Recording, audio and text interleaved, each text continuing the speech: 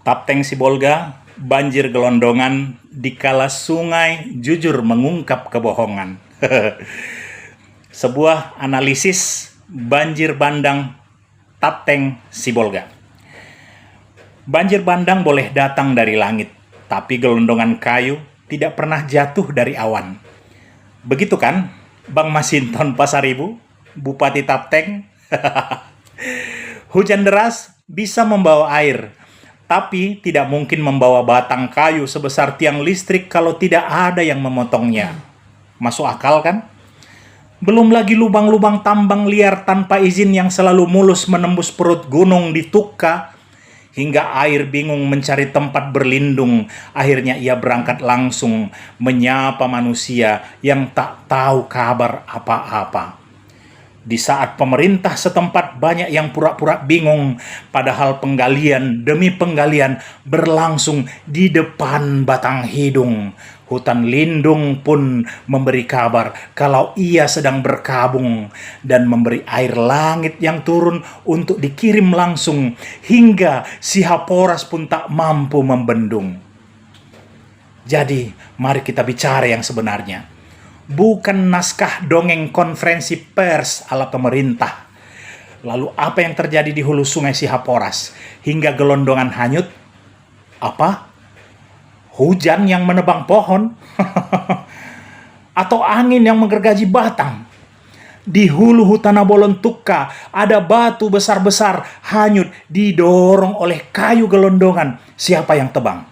Semut atau malaikat sedang praktek tebang pilih di hulu sungai Pinangsori menghanyutkan gelondongan? Gelondongan itu bukan ranting kecil, bukan sampah rumah tangga.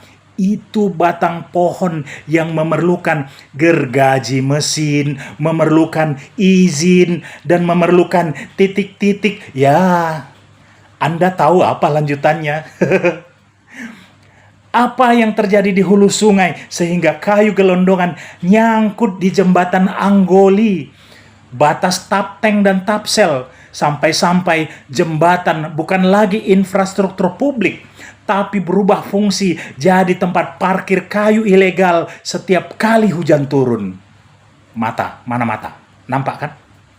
Dan ini pertanyaan yang tidak boleh lagi dianggap sepele. Ada apa ini Pak Bobi Nasution, Gubernur Sumatera Utara?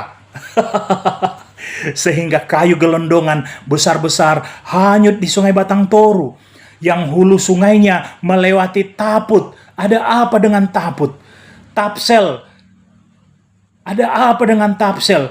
Hingga berujung ke Tapteng. Ada apa dengan Tapteng? Hutannya maksud saya. Apa yang sebenarnya terjadi? Apakah banjir bandang sedang mengungkap apa yang selama ini disembunyikan dalam kebohongan?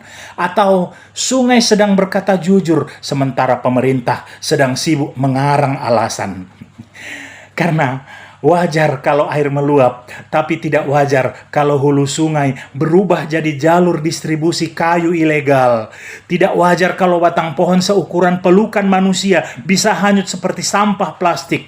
Tidak wajar kalau bencana justru membuka buku besar perusakan hutan yang selama ini ditutupi rapi lagi-lagi dengan kebohongan. Lucu ya? Setiap kali banjir, pemerintah menyalahkan cuaca ekstrim. Tapi kayu gelondongan yang hanyut ini mau disalahkan ke siapa? Ke hujan? Ke badai?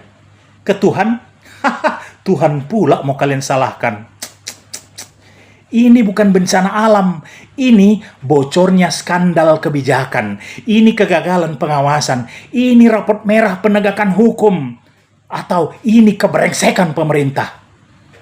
Karena hulu yang gundul bukan terjadi dalam waktu semalam. Sungai yang penuh gelondongan bukan terjadi tiba-tiba. Dan banjir bandang kali ini seperti berkata, selama ini kalian tutup mata. Sekarang lihatlah sendiri apa yang kalian biarkan terjadi. Sibolga Tapteng tidak hanya kebanjiran air, tapi kebanjiran bukti pemerintah yang abai.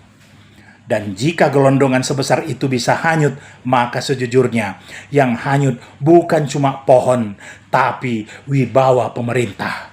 Sampai sini kalian paham? mengartinya muna. Dia tuh siah muna do. Oh, itu sana. Horas.